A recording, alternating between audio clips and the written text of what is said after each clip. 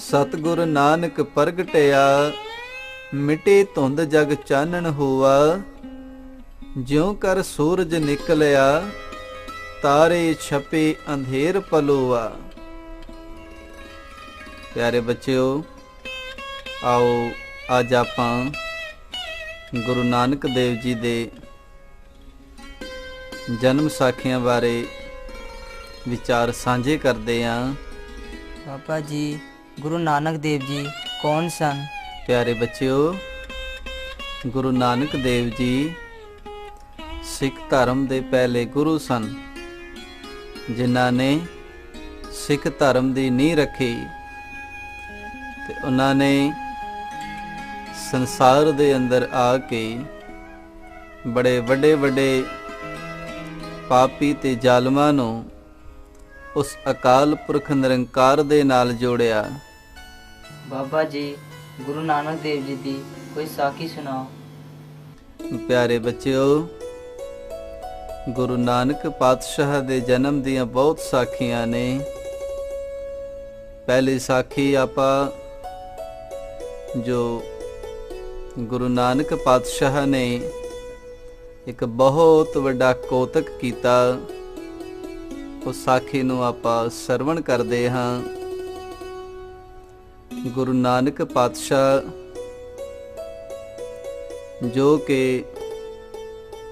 निरंकार दे रूप ने, उस अकाल पुरख परमात्मा दा स्वरूप हन।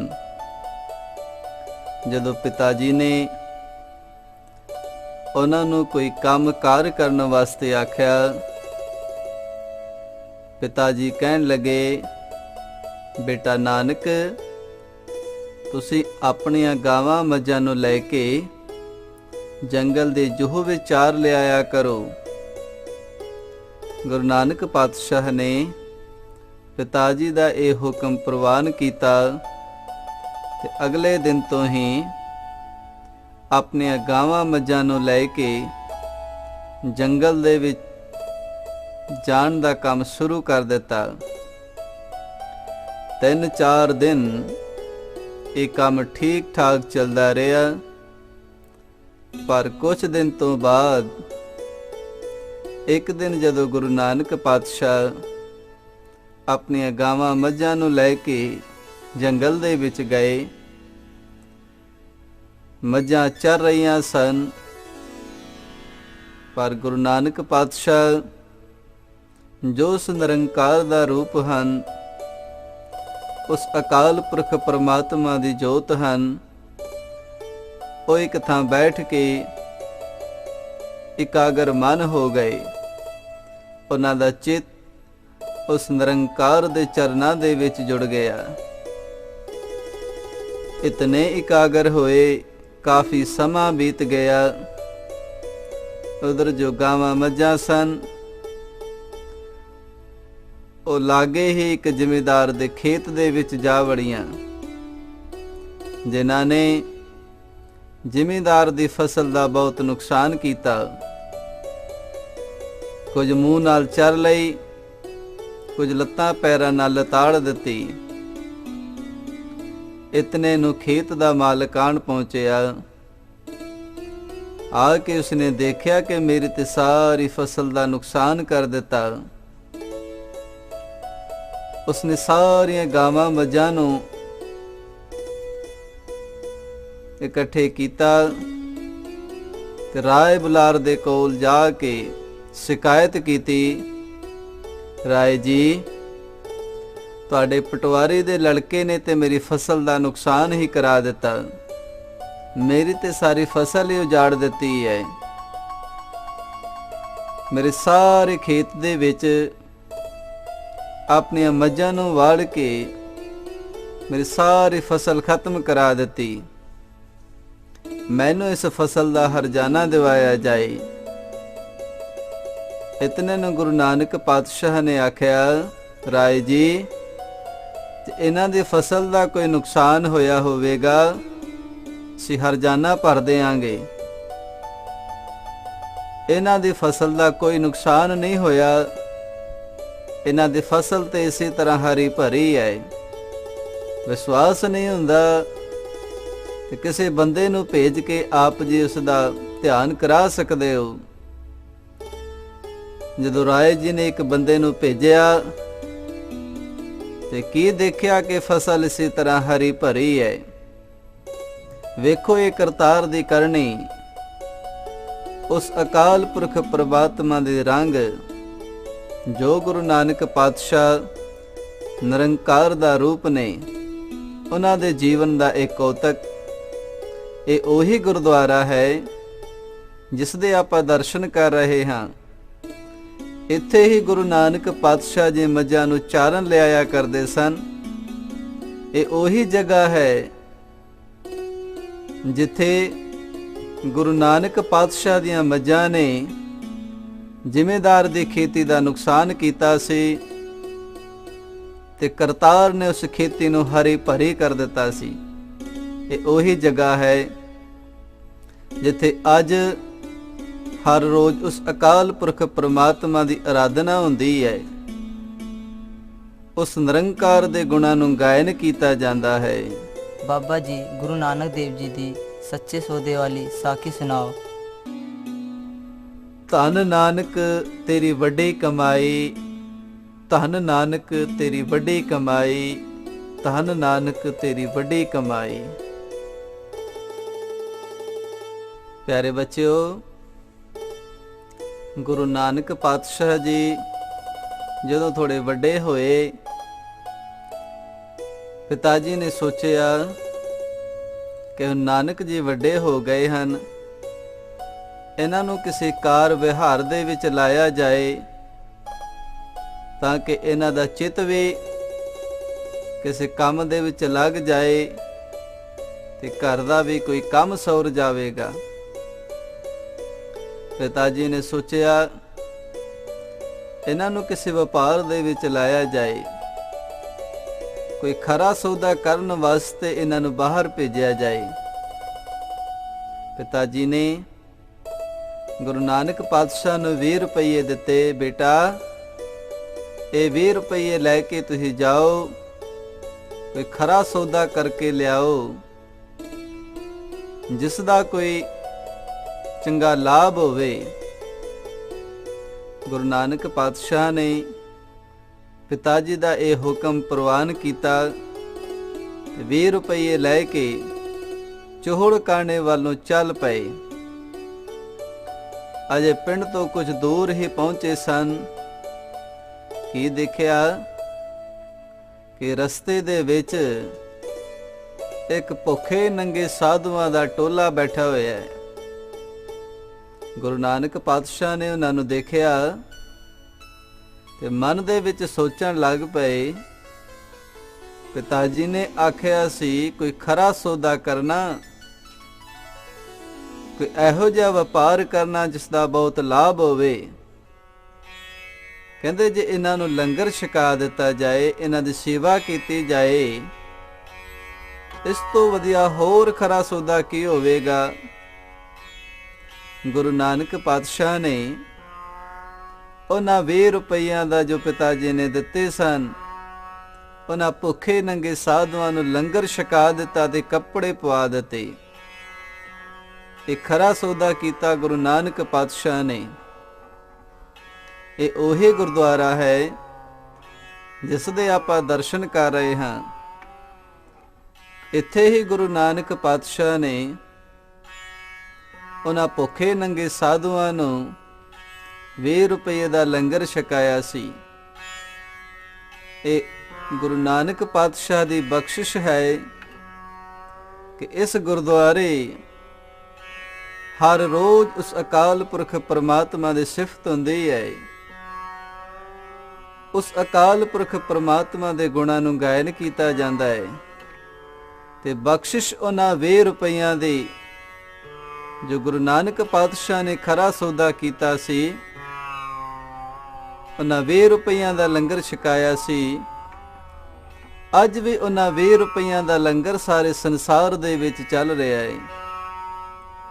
ਇਸ ਗੁਰਦੁਆਰੇ ਹਰ ਰੋਜ਼ ਗੁਰੂ ਕਾ ਲੰਗਰ ਅਤੁੱਟ ਵਰਤਦਾ ਹੈ। ਇਹ ਉਹੀ ਗੁਰਦੁਆਰਾ ਹੈ ਜਿੱਥੇ ਗੁਰੂ ਨਾਨਕ ਪਾਤਸ਼ਾਹ ਨੇ खरा सौदा कीता सी।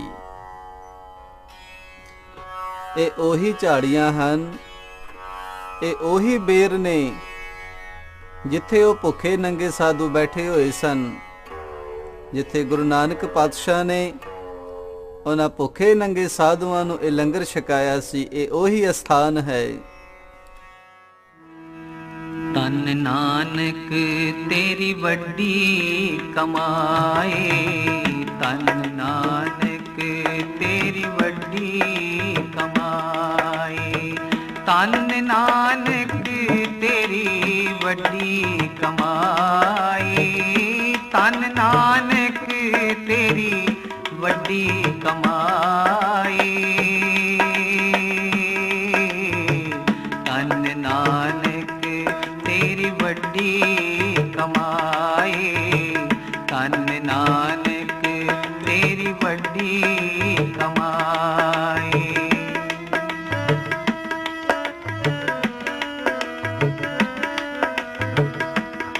ਸਿੱਧ ਬੋਲਨ ਸ਼ੁਭ ਬਚਨ,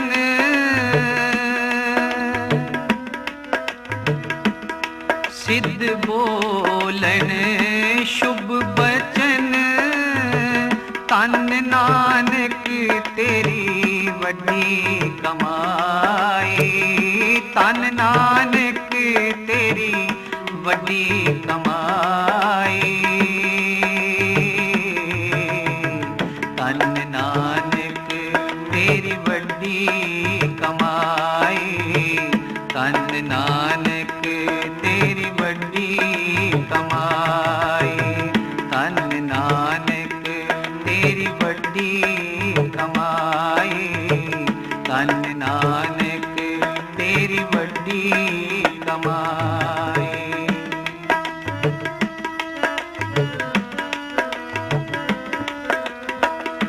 ਵੱਡਾ ਪੁਰਖ ਪ੍ਰਗਟਿਆ,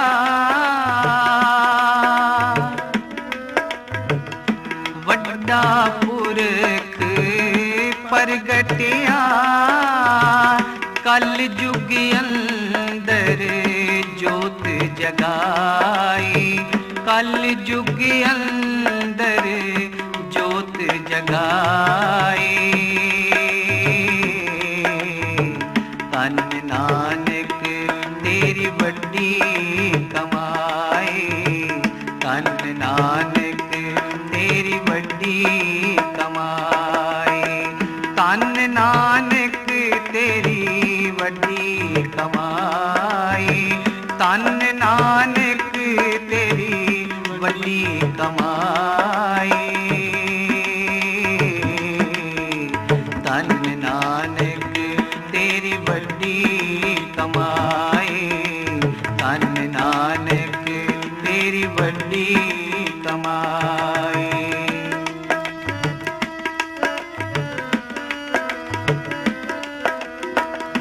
ਬਾਬੇ ਕੀਤੀ ਸਿੱਧ ਗੋਸ਼ਟ,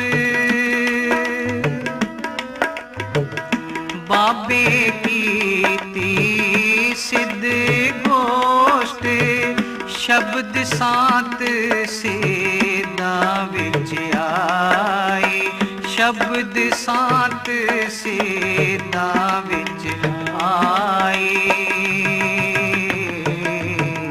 ਧੰਨ ਨਾਨਕ ਤੇਰੀ ਵੱਡੀ ਕਮਾਈ, ਧੰਨ ਨਾਨਕ ਤੇਰੀ ਵੱਡੀ ਕਮਾਈ, ਧੰਨ ਨਾਨਕ ਤੇਰੀ ਵੱਡੀ ਕਮਾਈ, ਧੰਨ ਨਾਨਕ ਤੇਰੀ ਵੱਡੀ ਕਮਾਈ,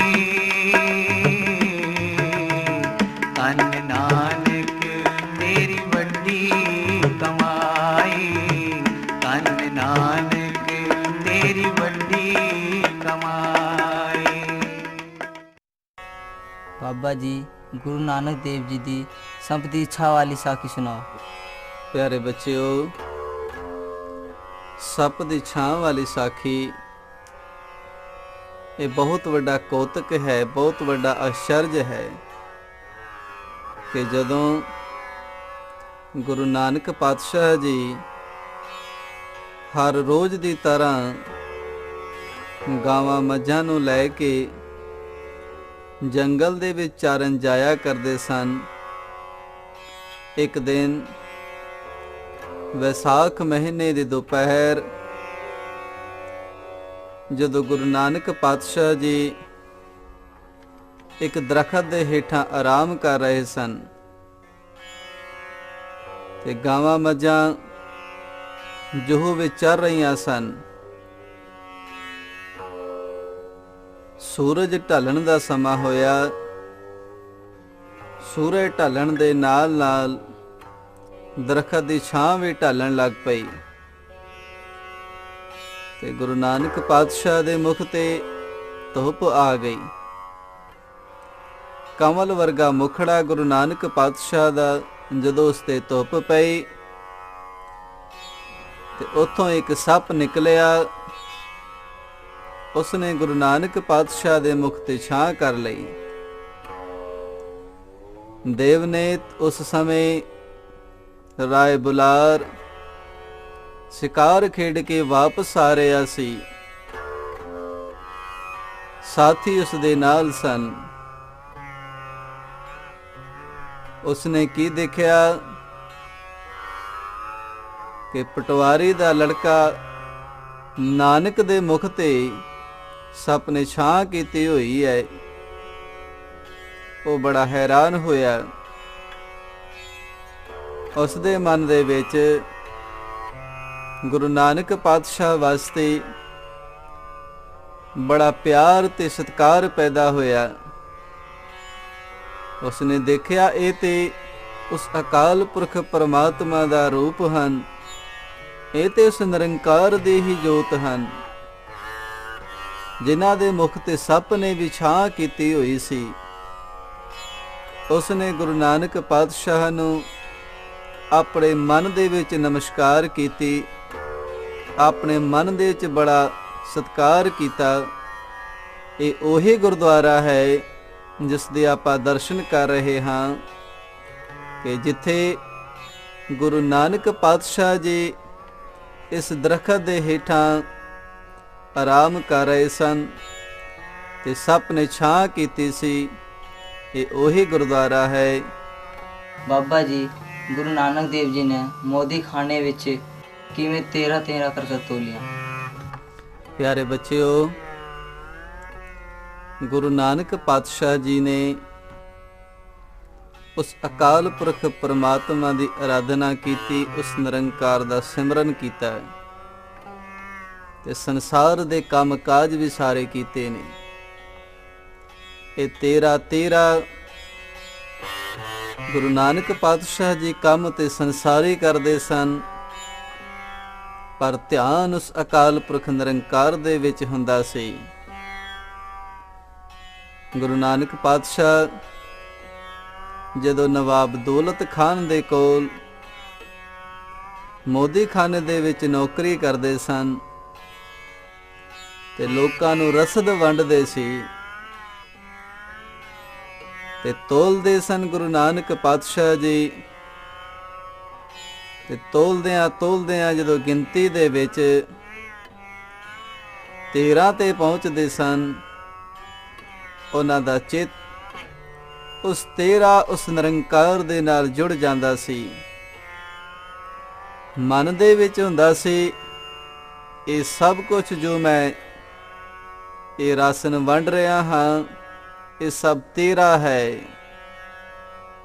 13 ਕਹਿ ਕੇ ਸਾਰਾ ਖਲਕਤ ਦੇ ਵਿੱਚ ਵੰਡ ਦਿੰਦੇ ਸਨ। ਇਹ ਕਾਰ ਵਿਹਾਰ ਜਦੋਂ ਇਸ ਤਰ੍ਹਾਂ ਚੱਲਦਾ ਰਿਹਾ,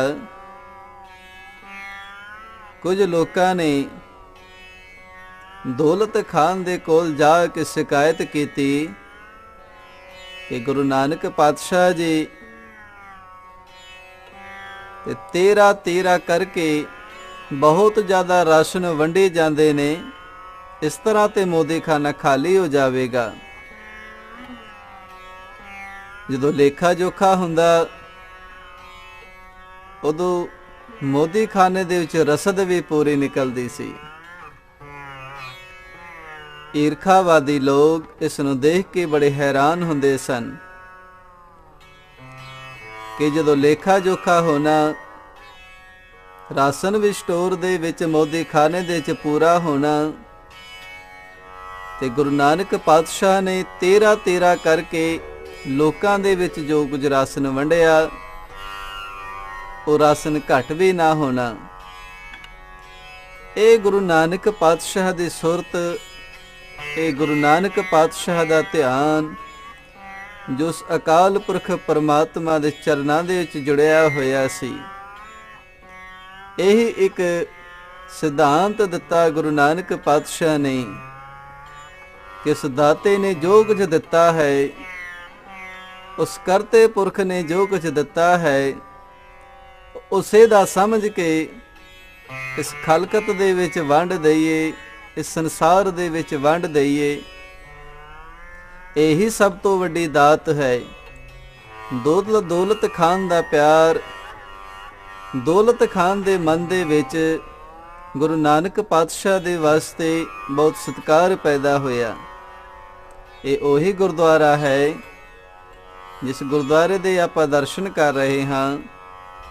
ਇੱਥੇ ਹੀ ਗੁਰੂ ਨਾਨਕ ਪਾਤਸ਼ਾਹ ਜੀ ਤੱਕੜੀ ਦੇ ਵਿੱਚ 13 ਕਰਕੇ ਤੋਲਦੇ ਸਨ ਤੇ ਖਲਕਤ ਦੀ ਸੇਵਾ ਕਰਦੇ ਸਨ। ਇਹ ਉਹੀ ਗੁਰਦੁਆਰਾ ਹੈ ਜਿੱਥੇ ਗੁਰੂ ਨਾਨਕ ਪਾਤਸ਼ਾਹ ਨੇ ਮੋਦੀ ਖਾਨੇ ਦੇ ਵਿੱਚ ਨੌਕਰੀ ਕੀਤੀ। ਇਹ ਉਹੀ ਵਟ ਨੇ ਜਿਨ੍ਹਾਂ ਵਟਿਆਂ ਨਾਲ ਗੁਰੂ ਨਾਨਕ ਪਾਤਸ਼ਾਹ ਤੱਕੜੀ ਦੇ ਵਿੱਚ ਧਰ ਕੇ ਰਾਸ਼ਨ ਤੋਲ ਕੇ ਲੋਕਾਂ ਨੂੰ ਦਿੰਦੇ ਸਨ। ਸੰਸਾਰ ਨੂੰ ਰਾਸ਼ਨ ਵੰਡਿਆ ਤੇ ਇੱਕ ਧਿਆਨ ਇਕਾਗਰ ਇਹੋ ਜਿਹੀ ਸੁਰਤ ਦਿੱਤੀ ਕਿ ਮਨੁੱਖ ਉਸ ਉਸ ਅਕਾਲ ਪੁਰਖ ਪਰਮਾਤਮਾ ਦੇ ਨਾਲ ਜੁੜ ਸਕੇ। ਇਹ ਉਹੀ ਅਸਥਾਨ ਹੈ ਜਿੱਥੇ ਗੁਰੂ ਨਾਨਕ ਪਾਤਸ਼ਾਹ ਨੇ ਮੋਦੀ ਖਾਨੇ ਦੇ ਵਿੱਚ ਨੌਕਰੀ ਕੀਤੀ ਸੀ।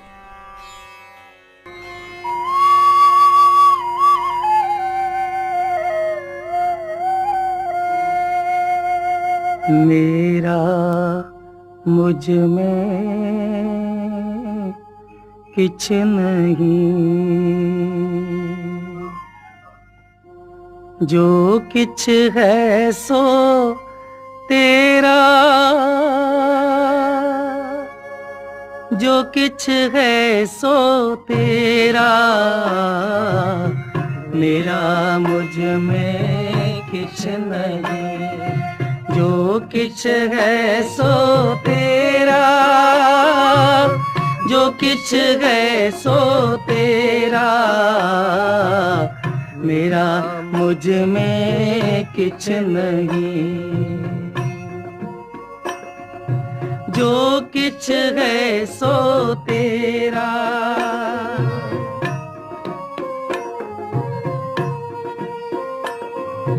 जो किछ है सो तेरा। मेरा मुझ में किछ नहीं, जो किछ है सो तेरा, जो किछ है सो तेरा। मेरा मुझ में किछ नहीं, जो किछ है सो तेरा, जो किछ है सो तेरा। मेरा मुझ में किछ नहीं।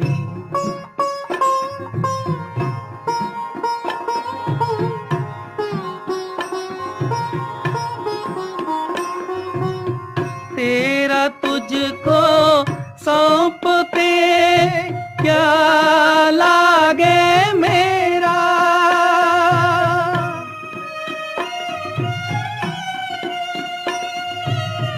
तेरा तुझको सौंपते क्या लागे मेरा, क्या लागे मेरा, क्या लागे मेरा। मेरा मुझ में किछ नहीं, जो किछ है सो तेरा, जो किछ है सो तेरा। मेरा मुझ में किछ नहीं, जो किछ है सो तेरा, जो किछ है सो तेरा, मेरा मुझ में किछ नहीं। मैं नहीं प्रभु सब किछ तेरा,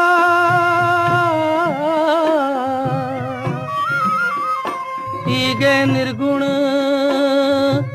उगे सरगुण, केल करत विच स्वामी मेरा, मेरा मुझ में किछ नहीं, जो किछ है सो तेरा, जो किछ है सो तेरा, मेरा मुझ में किछ नहीं, जो किछ है सो तेरा, जो किछ है सो तेरा, मेरा मुझ में किछ नहीं। बाबा जी सज्जन ठग कौन सी? प्यारे बच्चों, सज्जन ठग एक बहुत वड्डा ठग सी, जिस दा नाम सी सज्जन, पर इस दे कर्म सी ठगां वाले। गुरु जी ਅਤੇ ਭਾਈ ਮਰਦਾਨਾ ਜੀ ਪਾਕ ਪਟਨ ਤੋਂ ਚੱਲ ਕੇ ਜਦੋਂ ਮੁਲਤਾਨ ਦੇ ਪਿੰਡ ਤੁਲੰਬਾ ਵਿਖੇ ਪਹੁੰਚੇ ਤੇ ਰਸਤੇ ਵਿੱਚ ਉਹਨਾਂ ਨੇ ਇੱਕ ਬਹੁਤ ਵੱਡਾ ਤੇ ਸੋਹਣਾ ਘਰ ਦੇਖਿਆ। ਇਹ ਡੇਰਾ ਉਸੇ ਸੱਜਣ ਦਾ ਸੀ ਜਿਸ ਨੂੰ ਲੋਕ ਸ਼ੇਖ ਕਹਿ ਕੇ ਬੁਲਾਉਂਦੇ ਸਨ। ਇਹ ਡੇਰਾ ਸ਼ੇਖ ਨੇ ਹਰ ਆਏ ਗਏ ਮੁਸਾਫਰ ਦੀ ਸੇਵਾ ਕਰਨ ਵਾਸਤੇ ਬਣਾਇਆ ਹੋਇਆ ਸੀ।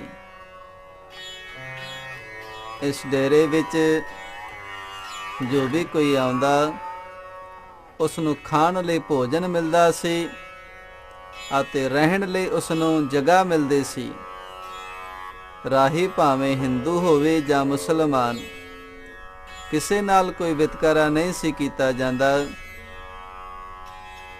ਸ਼ੇਖ ਨੇ ਇਸ ਡੇਰੇ ਵਿੱਚ ਇੱਕ ਪਾਸੇ ਮੰਦਰ ਤੇ ਦੂਜੇ ਪਾਸੇ ਮੁਸਲਮਾਨਾਂ ਲਈ ਮਸੀਤ ਬਣਵਾਈ ਹੋਈ ਸੀ। ਸ਼ੇਖ ਦਿਨ ਵਿੱਚ ਸਾਦਾਂ ਵਾਲੇ ਕੱਪੜੇ ਪਾ ਕੇ ਮਾਲਾ ਫੇਰਦਾ ਰਹਿੰਦਾ ਸੀ ਅਤੇ ਆਏ ਗਏ ਮੁਸਾਫਰ ਦੀ ਦੇਖਭਾਲ ਕਰਦਾ ਸੀ।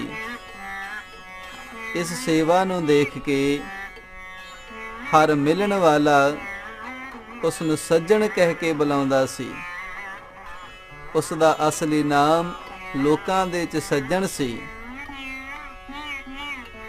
ਸੱਜਣ ਦੀ ਜ਼ਮੀਨ ਕਾਫੀ ਸੀ ਜਿਸ ਵਿੱਚ ਉਹ ਮਜ਼ਦੂਰਾਂ ਪਾਸੋਂ ਕੰਮ ਕਰਵਾਉਂਦਾ ਸੀ। ਉਸਨੇ ਆਪਣੀ ਆਮਦਨੀ ਦਾ ਇੱਕ ਹੋਰ ਧੰਦਾ, ਜਿਸ ਦਾ ਉਸਦੇ ਹਿੱਸੇਦਾਰਾਂ ਤੋਂ ਬਿਨਾਂ ਹੋਰ ਕਿਸੇ ਨੂੰ ਗਿਆਨ ਨਹੀਂ ਸੀ। ਉਹ ਰਾਤ ਨੂੰ ਆਏ ਰਾਹੀਆਂ ਨੂੰ ਮਾਰ ਕੇ ਉਹਨਾਂ ਦੀਆਂ ਲਾਸ਼ਾਂ ਖੂਹ ਵਿੱਚ ਸੁੱਟ ਦਿੰਦਾ ਤੇ ਉਹਨਾਂ ਦਾ ਮਾਲ ਹਜ਼ਮ ਕਰ ਜਾਂਦਾ ਸੀ। ਜਦੋਂ ਗੁਰੂ ਨਾਨਕ ਪਾਤਸ਼ਾਹ ਜੀ ਉਸ ਸੱਜਣ ਦੇ ਕੋਲ ਪਹੁੰਚੇ, ਸੱਜਣ ਨੇ ਦੇਖਿਆ ਅੱਜ ਤੇ ਬਹੁਤ ਕੋਈ ਵੱਡਾ ਧਨਾੜ ਪੁਰਸ਼ ਆਇਆ ਹੈ, ਬਹੁਤ ਅਮੀਰ ਪੁਰਸ਼ ਆਇਆ ਹੈ। ਉਸਨੇ ਗੁਰੂ ਜੀ ਤੇ ਭਾਈ ਮਰਦਾਨੇ ਦੀ ਬਹੁਤ ਸੇਵਾ ਕੀਤੀ। ਗੁਰੂ ਜੀ ਤਾਂ ਮਨਾਂ ਦੀਆਂ ਜਾਣਨ ਵਾਲੇ ਸਨ, ਗੁਰੂ ਜੀ ਤਾਂ ਅੰਤਰਜਾਮੀ ਸਨ। ਉਹਨਾਂ ਪਾਸੋਂ ਕਿਹੜੀ ਗੁੱਝੀ ਚੀਜ਼ ਰਹਿ ਸਕਦੀ ਹੈ। ਗੁਰੂ ਜੀ ਨੇ ਉਸ ਦੀਆਂ ਜਦੋਂ ਕਾਲੀਆਂ ਕਰਤੂਤਾਂ ਉਸਦੇ ਸਾਥੀਆਂ ਨਾਲ ਬੋਲ ਚਾਲ ਤੋਂ ਪੜ੍ਹ ਲਈਆਂ ਤੇ ਸ਼ਾਮ ਦਾ ਖਾਣਾ ਖਾਣ ਵਾਸਤੇ ਸੱਜਣ ਨੇ ਜਦੋਂ ਬੇਨਤੀ ਕੀਤੀ ਸਤਿਗੁਰੂ ਆਓ ਪ੍ਰਸ਼ਾਦਾ ਛਕ ਲਈਏ। ਸਤਿਗੁਰੂ ਗੁਰੂ ਨਾਨਕ ਪਾਤਸ਼ਾਹ ਨੇ ਪ੍ਰਸ਼ਾਦਾ ਛਕਣ ਤੋਂ ਇਨਕਾਰ ਕਰ ਦਿੱਤਾ ਤੇ ਆਖਿਆ, ਸੱਜਣਾ ਅਸੀਂ ਪ੍ਰਸ਼ਾਦਾ ਤੇ ਜ਼ਰੂਰ ਛਕਾਂਗੇ, ਪਰ ਪਹਿਲਾਂ ਆਪਣਾ ਉਹ ਕਰਮ ਤੇ ਕਰ ਲਈਏ, ਆਪਣਾ ਉਹ ਕੰਮ ਤੇ ਕਰ ਲਈਏ ਜਿਸ ਵਾਸਤੇ ਕਰਤਾਰ ਨੇ ਸਾਨੂੰ ਭੇਜਿਆ ਹੈ। ਸਤਿਗੁਰੂ ਗੁਰੂ ਨਾਨਕ ਪਾਤਸ਼ਾਹ ਨੇ ਮਰਦਾਨੇ ਨੂੰ ਆਖਿਆ, ਮਰਦਾਨਿਆ ਛੇੜ ਰਬਾਬ ਬਾਣੀ ਆਈ ਹੈ। ਤੇ ਸਤਿਗੁਰੂ ਗੁਰੂ ਨਾਨਕ ਪਾਤਸ਼ਾਹ ਨੇ ਸੋਹੇ ਰਾਗ ਦੇ ਅੰਦਰ ਸ਼ਬਦ ਉਚਾਰਨ ਕੀਤਾ, ਸੋਹੇ ਮਹਿਲਾ ਪਹਿਲਾ ਘਰ ਛੇਵਾਂ,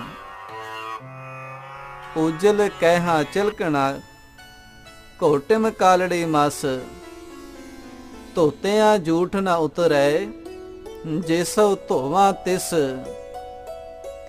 ਸੱਜਣ ਸੇਈ ਨਾਲ ਮੈਂ ਚਲਦਿਆਂ ਨਾਲ ਚਲਨ, ਜਿੱਥੈ ਲੇਖਾ ਮੰਗੀਐ ਤਿੱਥੈ ਖੜੇ ਦਿਸਨ।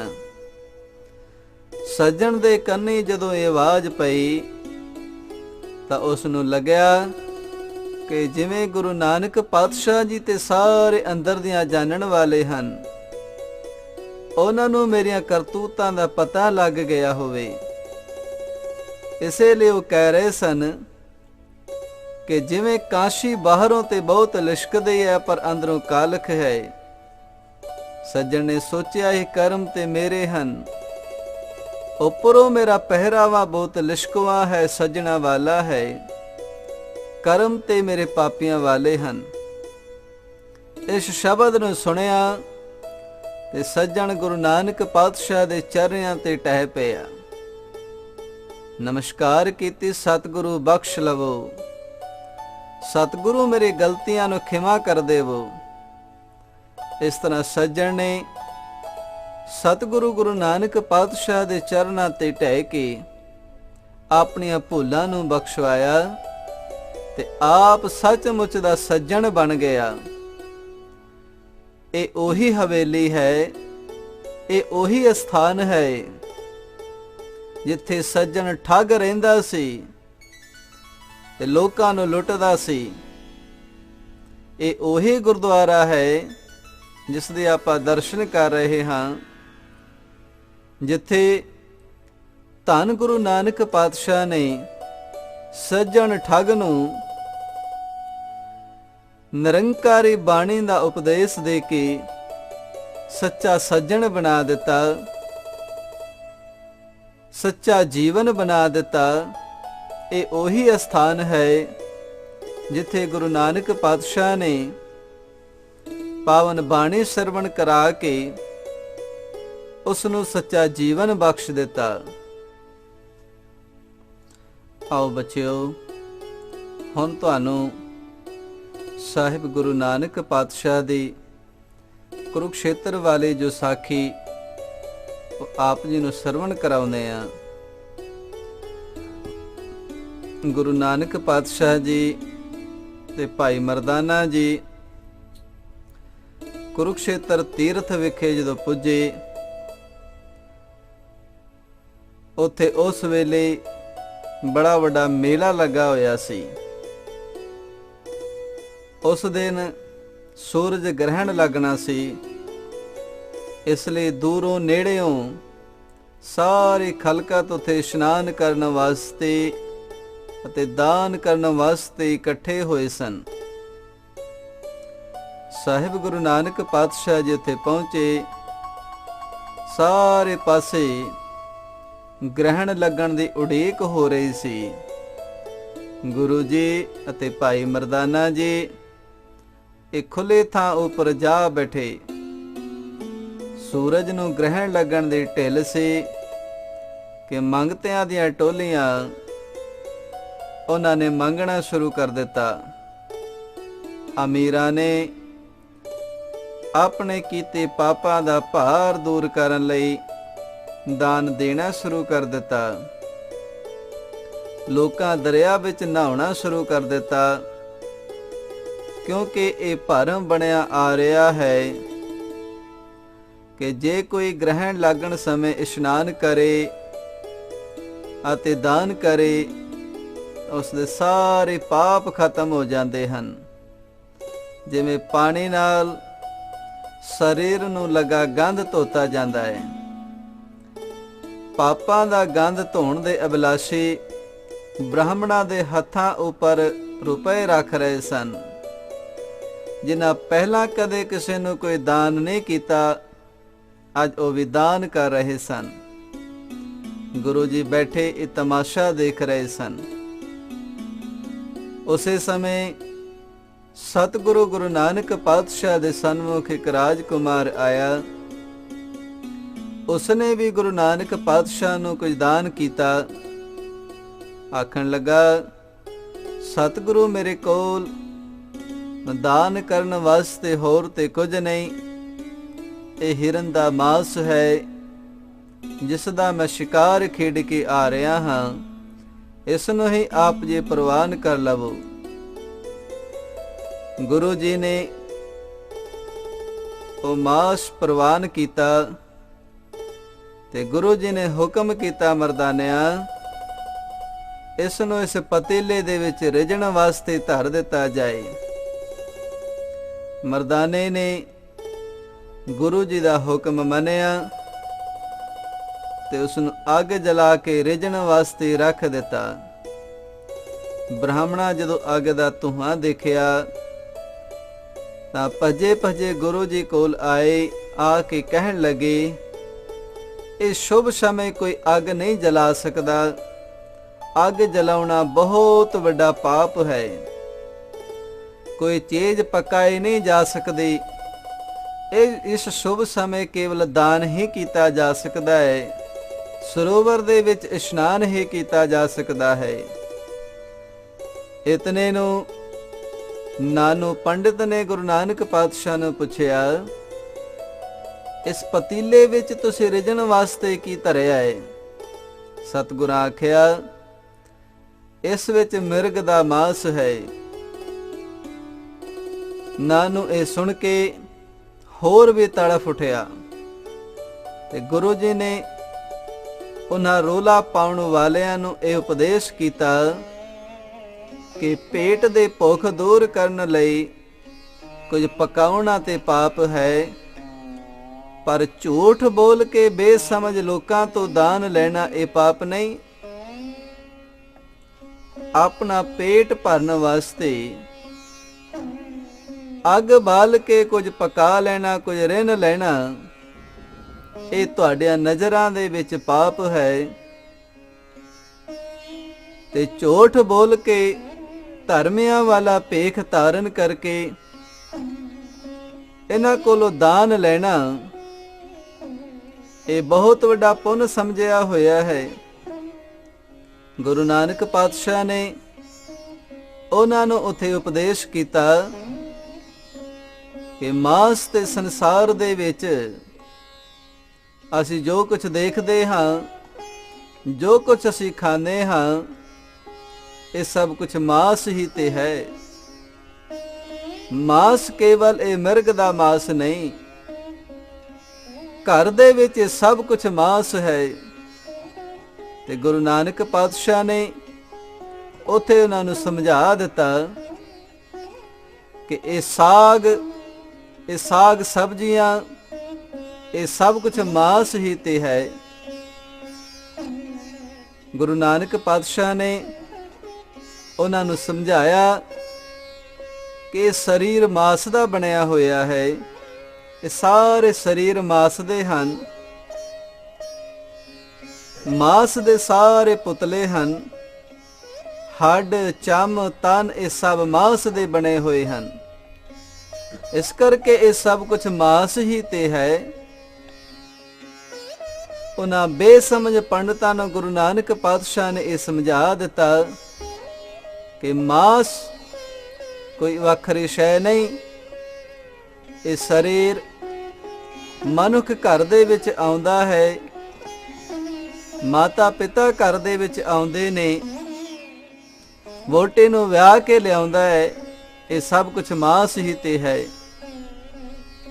ਇਹ ਭਰਮ ਗੁਰੂ ਨਾਨਕ ਪਾਤਸ਼ਾਹ ਨੇ ਉਹਨਾਂ ਦਾ ਤੋੜਿਆ ਤੇ ਇਹ ਸਮਝਾ ਦਿੱਤਾ ਕਿ ਮਾਸ ਮਾਸ ਕਰ ਮੂਰਖ ਝਗੜੇ, ਕਿ ਇਸ ਮਾਸ ਦੇ ਚੱਕਰ ਦੇ ਵਿੱਚ ਝਗੜਨ ਵਾਲੇ ਉਹ ਮੂਰਖ ਨੇ, ਉਹਨਾਂ ਨੂੰ ਮਾਸ ਦੀ ਸਮਝ ਨਹੀਂ।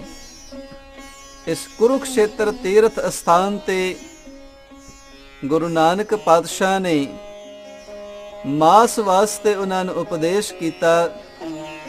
ਇਸ ਤਰ੍ਹਾਂ ਗੁਰੂ ਨਾਨਕ ਪਾਤਸ਼ਾਹ ਦੇ ਉਹ ਬਚਨ ਸੁਣ ਕੇ ਸਾਰੇ ਚੁੱਪ ਹੋ ਗਏ।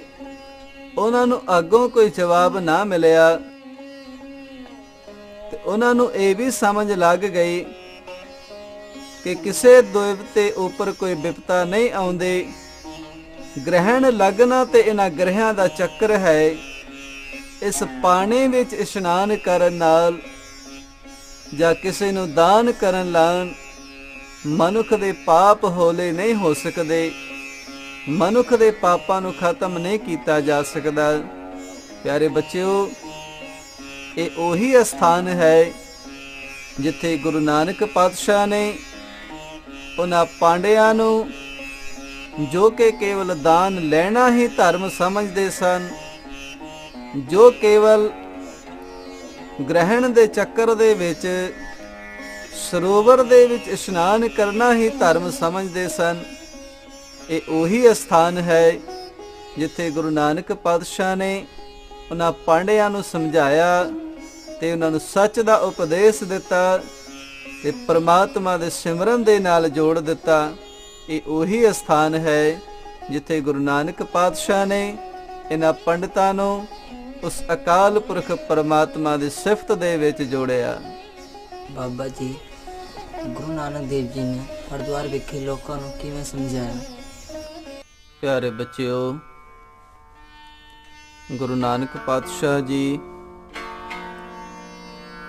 ਜਦੋਂ ਹਰਿਦੁਆਰ ਪਹੁੰਚੇ, ਉੱਥੇ ਬਹੁਤ ਵੱਡਾ ਮੇਲਾ ਲੱਗਾ ਹੋਇਆ ਸੀ। ਬੜੇ ਦੂਰ ਨੇੜਿਓਂ ਲੋਕ ਉੱਥੇ ਪਹੁੰਚੇ ਹੋਏ ਸਨ, ਕਿਉਂਕਿ ਹਿੰਦੂ ਲੋਕਾਂ ਦੇ ਵਿੱਚ ਇਹ ਭਰਮ ਹੈ ਕਿ ਹਰਿਦੁਆਰ ਜਾ ਕੇ ਜੇ ਕੋਈ ਇਸ਼ਨਾਨ ਕਰੇ ਤੇ ਆਪਣੇ ਵੱਡੇ ਵਡੇਰਿਆਂ ਨੂੰ ਜਲ ਪਿਲਾਵੇ, ਉਹਨਾਂ ਦਾ ਉਧਾਰ ਹੁੰਦਾ ਹੈ। ਗੁਰੂ ਨਾਨਕ ਪਾਤਸ਼ਾਹ ਜੀ ਹਰਿਦੁਆਰ ਪਹੁੰਚੇ। ਉੱਥੇ ਜਾ ਕੇ ਗੁਰੂ ਨਾਨਕ ਪਾਤਸ਼ਾਹ ਨੇ ਦੇਖਿਆ ਕਿ ਲੋਕ ਗੰਗਾ ਵਿੱਚ ਇਸ਼ਨਾਨ ਕਰ ਰਹੇ ਹਨ ਤੇ ਹੱਥਾਂ ਨਾਲ ਦਰਿਆ ਦਾ ਪਾਣੀ ਪੂਰਬ ਵੱਲ ਸੁੱਟ ਰਹੇ ਹਨ। ਗੁਰੂ ਜੀ ਨੇ ਵੀ ਆਪ ਗੰਗਾ ਵਿੱਚ ਵੜ ਕੇ ਪੱਛਮ ਵੱਲ ਪਾਣੀ ਸੁੱਟਣਾ ਆਰੰਭ ਕਰ ਦਿੱਤਾ। ਪੂਰਬ ਵੱਲ ਪਾਣੀ ਸੁੱਟਣ ਵਾਲੇ ਗੁਰੂ ਜੀ ਨੂੰ ਪੱਛਮ ਵੱਲ ਪਾਣੀ ਸੁੱਟਦਾ ਦੇਖ ਕੇ ਬਹੁਤ ਹੈਰਾਨ ਹੋਏ। ਉਹਨਾਂ ਵਿੱਚੋਂ ਇੱਕ ਦੋ ਨੇ ਹਿੰਮਤ ਕਰਕੇ ਆਣ ਕੇ ਪੁੱਛਿਆ, ਭਾਈ ਤੂੰ ਹਿੰਦੂ ਹੈ ਕਿ ਮੁਸਲਮਾਨ? ਤੁਹਾਨੂੰ ਇਹ ਵੀ ਨਹੀਂ ਪਤਾ ਕਿ ਪਾਣੀ ਕਿੱਧਰ ਸੁੱਟਣਾ ਹੈ? ਤੁਸੀਂ ਪੱਛਮ ਵੱਲ ਪਾਣੀ ਕਿਉਂ ਸੁੱਟ ਰਹੇ ਹੋ?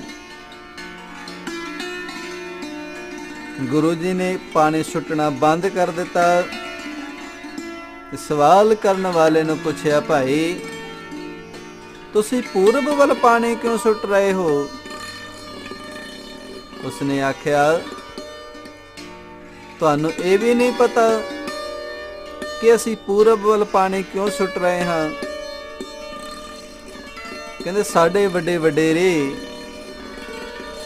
ਜੋ ਮਰ ਗਏ ਹਨ, ਅਸੀਂ ਉਹਨਾਂ ਨੂੰ ਪਾਣੀ ਪਿਲਾ ਰਹੇ ਹਾਂ। ਗੁਰੂ ਨਾਨਕ ਪਾਤਸ਼ਾਹ ਨੇ ਪੁੱਛਿਆ, ਉਹ ਕਿੱਥੇ ਹਨ? ਉਹ ਆਖਣ ਲੱਗਾ, ਉਹ ਇੱਥੋਂ ਕਰੋੜਾਂ ਮੀਲ ਦੂਰ ਸੂਰਜ ਤੋਂ ਵੀ ਪਰੇ ਹਨ, ਅਸੀਂ ਉਹਨਾਂ ਨੂੰ ਪਾਣੀ ਦੇ ਰਹੇ ਹਾਂ। ਗੁਰੂ ਨਾਨਕ ਪਾਤਸ਼ਾਹ ਨੇ ਆਖਿਆ, ਮੈਂ ਆਪਣੇ ਪਿਤਰਾਂ ਨੂੰ ਪਾਣੀ ਨਹੀਂ ਦੇ ਰਿਹਾ। ਮੇਰੇ ਖੇਤ ਨੇ ਪੰਜਾਬ ਦੇ ਵਿੱਚ ਕਰਤਾਰਪੁਰ, ਉਹ ਪਾਣੀ ਤੋਂ ਬਿਨਾਂ ਸੁੱਕ ਰਹੇ ਹਨ। ਮੈਂ ਪੱਛਮ ਵੱਲ ਉਹਨਾਂ ਖੇਤਾਂ ਨੂੰ ਪਾਣੀ ਦੇ ਰਿਹਾ ਹਾਂ। ਉਸਨੇ ਪੁੱਛਿਆ ਕਿ ਤੁਹਾਡਾ ਪਾਣੀ ਪੰਜਾਬ ਤੱਕ ਪਹੁੰਚ ਜਾਵੇਗਾ, ਕਿ ਤੁਹਾਡਾ ਪਾਣੀ ਖੇਤਾਂ ਤੱਕ ਪਹੁੰਚ ਜਾਵੇਗਾ? ਗੁਰੂ ਨਾਨਕ ਪਾਤਸ਼ਾਹ ਨੇ ਆਖਿਆ, ਜੇ ਤੁਹਾਡਾ ਪਾਣੀ ਕਰੋੜਾਂ ਮੀਲ ਦੂਰ ਦੇਵਲੋਕ ਤੱਕ ਪਹੁੰਚ ਜਾਵੇਗਾ, ਮੇਰੇ ਖੇਤ ਤਾਂ ਬਹੁਤ ਨੇੜੇ ਹਨ, ਕਿ ਮੇਰਾ ਪਾਣੀ ਮੇਰੇ ਖੇਤਾਂ ਤੱਕ ਨਹੀਂ ਪਹੁੰਚੇਗਾ? ਗੁਰੂ ਨਾਨਕ ਪਾਤਸ਼ਾਹ ਨੇ ਇਸ ਤਰ੍ਹਾਂ ਉਹਨਾਂ ਨੂੰ ਇਹ ਸਮਝਾਇਆ ਕਿ ਕਿਸੇ ਦੇ ਮਰਨ ਤੋਂ ਬਾਅਦ ਕਿਸੇ ਨੂੰ ਦਿੱਤਾ ਹੋਇਆ ਪਾਣੀ, ਕਿਸੇ ਨੂੰ ਕੀਤਾ ਹੋਇਆ ਦਾਨ ਉਹਨਾਂ ਤੱਕ ਨਹੀਂ ਪਹੁੰਚ ਸਕਦਾ। ਇਹ ਤੇ ਆਪਣੇ ਕਰਮ ਹਨ ਕਿ ਜੀਵਨ ਦੇ ਵਿੱਚ ਕੀ ਕੀਤਾ ਹੋਇਆ ਹੈ। ਗੁਰੂ ਨਾਨਕ ਪਾਤਸ਼ਾਹ ਨੇ ਉਹ ਸਾਰੇ ਪਾਣੀ ਸੁੱਟਣ ਵਾਲਿਆਂ ਨੂੰ ਇਹ ਸਮਝਾ ਦਿੱਤਾ ਕਿ ਤੁਹਾਡਾ ਇਹ ਸੁੱਟਿਆ ਪਾਣੀ, ਜੋ ਤੁਸੀਂ ਗੰਗਾ ਦੇ ਵਿੱਚ ਖੜੇ ਹੋ ਕੇ ਇਹ ਪਾਣੀ ਪੂਰਬ ਵੱਲ ਸੁੱਟ ਰਹੇ ਹੋ, ਇਹ ਤੇ ਇਸ ਦਰਿਆ ਦੇ ਵਿੱਚ ਡਿੱਗ ਰਿਹਾ ਹੈ, ਇਹ ਦੇਵਲੋਕ ਤੱਕ ਨਹੀਂ ਪਹੁੰਚੇਗਾ।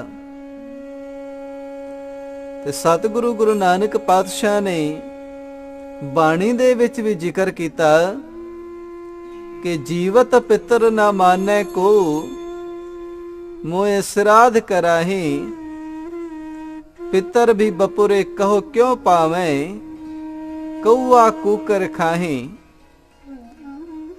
ਕਹਿੰਦੇ ਵੱਡੇ ਵਡੇਰਿਆਂ ਦੇ ਮਰਨ ਤੋਂ ਬਾਅਦ ਕੀਤਾ ਹੋਇਆ ਦਾਨ, ਉਹਨਾਂ ਨੂੰ ਦਿੱਤਾ ਹੋਇਆ ਪਾਣੀ ਉਹਨਾਂ ਤੱਕ ਨਹੀਂ ਪਹੁੰਚ ਸਕਦਾ। ਇਸ ਤਰ੍ਹਾਂ ਗੁਰੂ ਨਾਨਕ ਪਾਤਸ਼ਾਹ ਨੇ ਉਹਨਾਂ ਨੂੰ ਉੱਥੇ ਇਹ ਸੱਚ ਦਾ ਉਪਦੇਸ਼ ਦਿੱਤਾ। ਇਹ ਉਹੀ ਗੁਰਦੁਆਰਾ ਹੈ, ਇਹ ਉਹੀ ਅਸਥਾਨ ਹੈ ਜਿੱਥੇ ਗੁਰੂ ਨਾਨਕ ਪਾਤਸ਼ਾਹ ਨੇ ਇਸ ਅਸਥਾਨ ਤੇ ਆ ਕੇ ਪੂਰਬ ਵੱਲ ਨੂੰ ਸੁੱਟ ਰਹੇ ਪਾਣੀ, ਆਪਣੇ ਵੱਡੇ ਵਡੇਰਿਆਂ ਨੂੰ ਦੇ ਰਹੇ ਪਾਣੀ, ਉਹਨਾਂ ਨੂੰ ਇਹ ਸਮਝਾਇਆ ਕਿ ਇਹ ਤੁਹਾਡਾ ਸੁੱਟਿਆ ਪਾਣੀ ਉਹਨਾਂ ਤੱਕ ਨਹੀਂ ਪਹੁੰਚ ਸਕਦਾ। ਇਸ ਤਰ੍ਹਾਂ ਉਹਨਾਂ ਨੂੰ ਦਿੱਤਾ ਹੋਇਆ ਦਾਨ ਇਹ ਉਹਨਾਂ ਤੱਕ ਨਹੀਂ ਪਹੁੰਚ ਸਕਦਾ। ਗੁਰੂ ਨਾਨਕ ਪਾਤਸ਼ਾਹ ਨੇ ਇੱਥੇ ਹੀ ਉਹਨਾਂ ਹਿੰਦੂ ਲੋਕਾਂ ਨੂੰ ਇਸ ਸੱਚ ਦਾ ਗਿਆਨ ਬਖਸ਼ਿਸ਼ ਕੀਤਾ ਤੇ ਇਸ ਕਰਤਾਰ ਦੀ ਭਗਤੀ ਦੇ ਨਾਲ ਜੋੜਿਆ, ਉਸ ਨਿਰੰਕਾਰ ਦੇ ਨਾਲ ਜੋੜਿਆ। ਇਹ ਉਹੀ ਅਸਥਾਨ ਹੈ, ਇਹ ਉਹੀ ਜਗ੍ਹਾ ਹੈ ਜਿੱਥੇ ਗੁਰੂ ਨਾਨਕ ਪਾਤਸ਼ਾਹ ਨੇ ਇਹਨਾਂ ਹਿੰਦੂ ਵੀਰਾਂ ਨੂੰ ਇੱਕ ਵਹਿਮ ਭਰਮ ਦੇ ਵਿੱਚੋਂ ਕੱਢਿਆ ਤੇ ਇੱਕ ਉਸ ਅਕਾਲ ਪੁਰਖ ਪ੍ਰਮਾਤਮਾ ਦੀ ਭਗਤੀ ਦੇ ਨਾਲ ਜੋੜਿਆ। ਬਾਬਾ ਜੀ, ਗੁਰਮਤਿ ਵਿੱਚ ਗੁਰੂ ਨਾਨਕ ਦੇਵ ਜੀ ਨੇ ਯੋਗੀਆਂ ਨਾਲ ਕੀ ਚਰਚਾ ਕੀਤੀ? ਪਿਆਰੇ ਬੱਚਿਓ, ਗੁਰੂ ਨਾਨਕ ਪਾਤਸ਼ਾਹ ਜੀ ਜਦੋਂ ਮਥੁਰਾ ਤੋਂ ਚੱਲ ਕੇ ਗੋਰਖਮਤਾ ਪੁੱਜੇ, ਇੱਥੇ ਜੰਗਲ ਵਿੱਚ ਕੰਨ ਪਾਟੇ ਜੋਗੀ ਗੋਰਖਨਾਥ ਅਤੇ ਉਸਦੇ ਚੇਲੇ ਰਹਿੰਦੇ ਸਨ। ਗੁਰੂ ਨਾਨਕ ਪਾਤਸ਼ਾਹ ਜੀ ਉਹਨਾਂ ਦੇ ਡੇਰੇ ਤੋਂ ਕੁਝ ਦੂਰ ਬੈਠ ਕੇ ਕੀਰਤਨ ਆਰੰਭ ਕਰ ਦਿੱਤਾ। ਸਾਰੇ ਜੋਗੀ ਆਪ ਜੀ ਪਾਸ ਆਣ ਇਕੱਠੇ ਹੋਏ।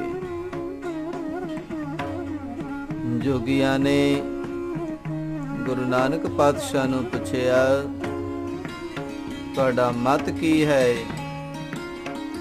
ਤੁਸੀਂ ਕੌਣ ਹੋ? ਕਿੱਥੋਂ ਆਏ ਹੋ? ਅਤੇ ਇੱਥੇ ਕਿਸ ਤਰ੍ਹਾਂ ਆਏ ਹੋ? ਗੁਰੂ ਜੀ ਨੇ ਕਿਹਾ, ਅਸੀਂ ਨਿਰੰਕਾਰੀ ਹਾਂ ਤੇ ਨਿਰੰਕਾਰ ਦੇ ਦੇਸ਼ ਵਿੱਚੋਂ ਆਏ ਹਾਂ। ਇੱਥੇ ਤੁਹਾਡੇ ਦਰਸ਼ਨ ਕਰਨ ਆਏ ਹਾਂ। ਜੋਗੀਆਂ ਨੇ ਕਿਹਾ,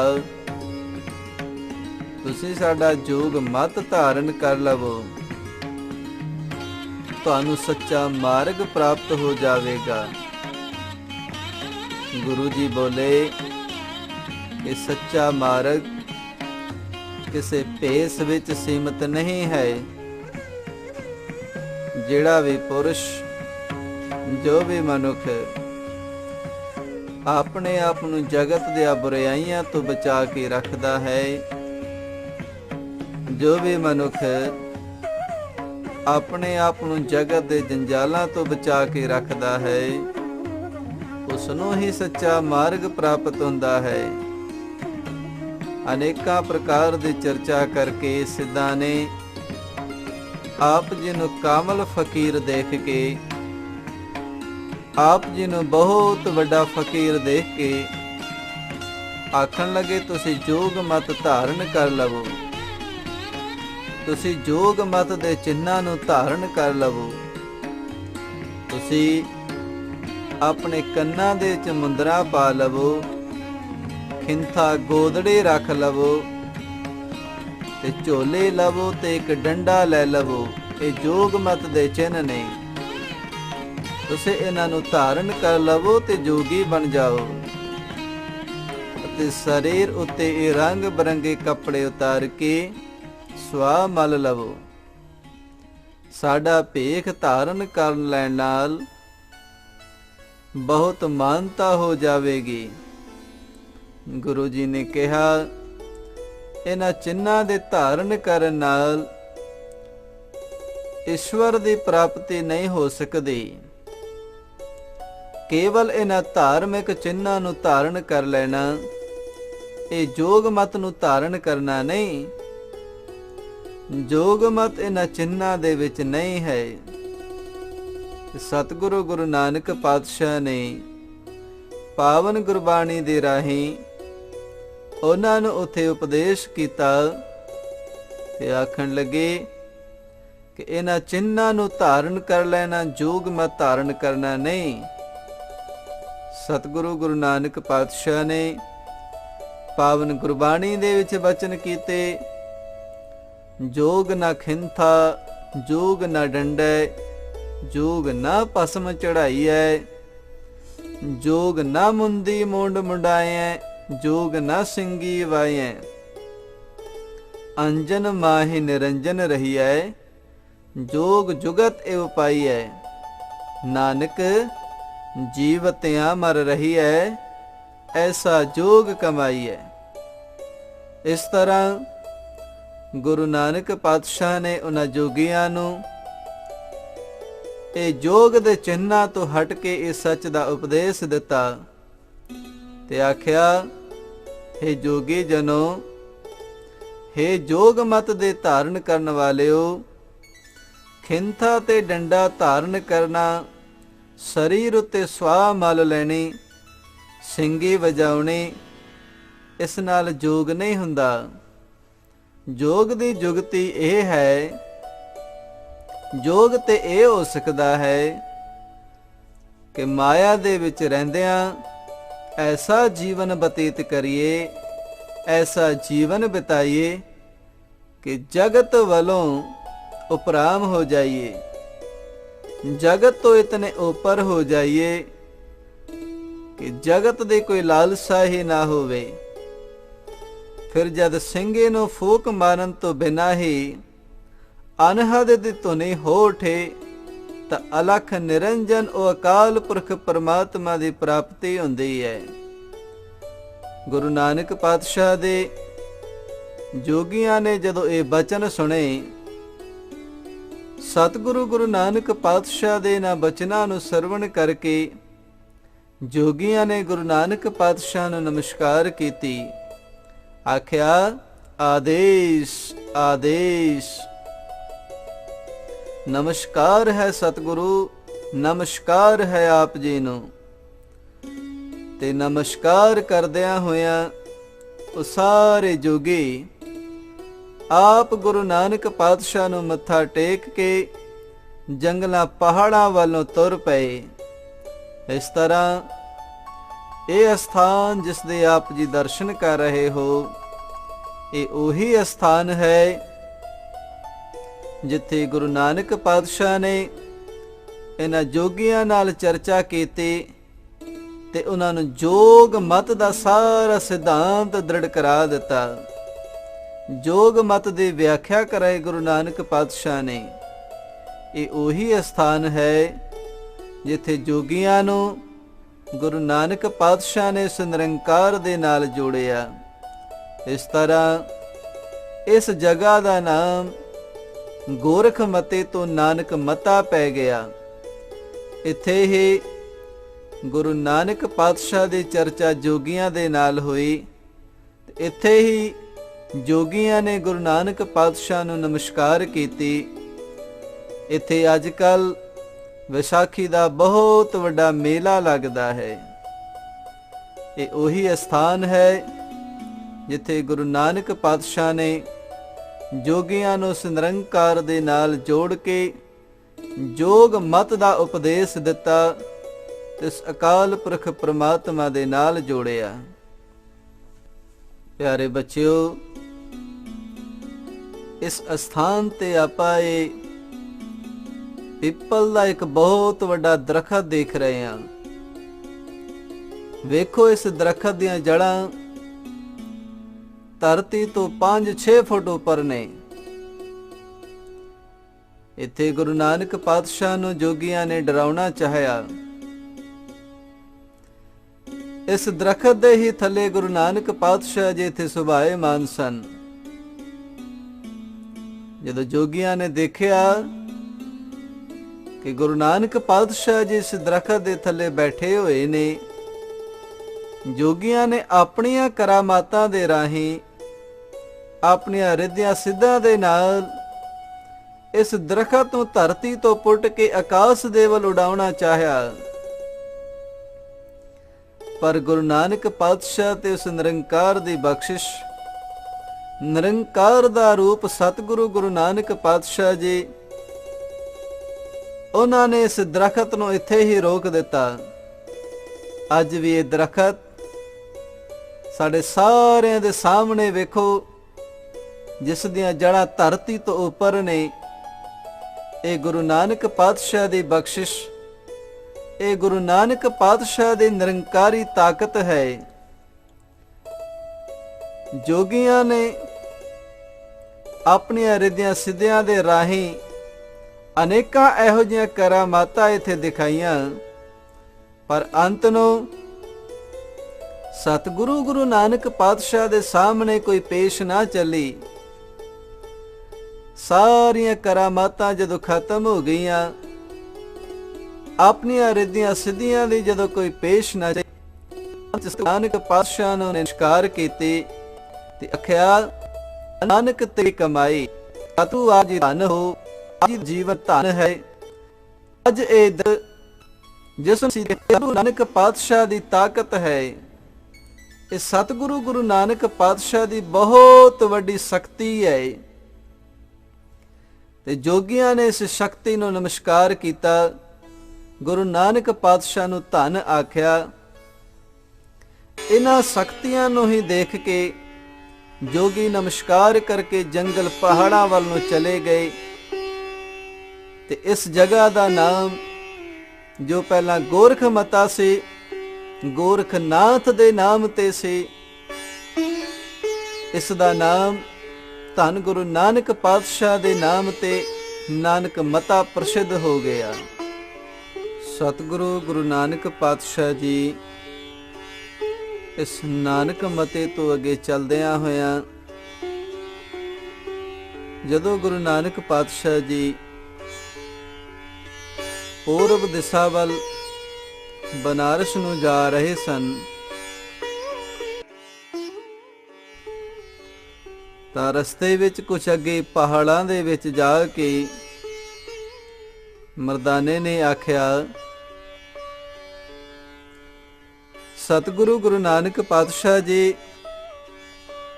ਕੇਵਲ ਜੰਗਲਾਂ ਪਹਾੜਾਂ ਦੇ ਵਿੱਚ ਹੀ ਲਈ ਫਿਰਦੇ ਹੋ, ਮੈਨੂੰ ਤੇ ਬਹੁਤ ਭੁੱਖ ਲੱਗੀ ਹੈ, ਕੋਈ ਛਕਣ ਵਾਸਤੇ ਵੀ ਕੋਈ ਪਦਾਰਥ ਦੇ ਦੇਵੋ।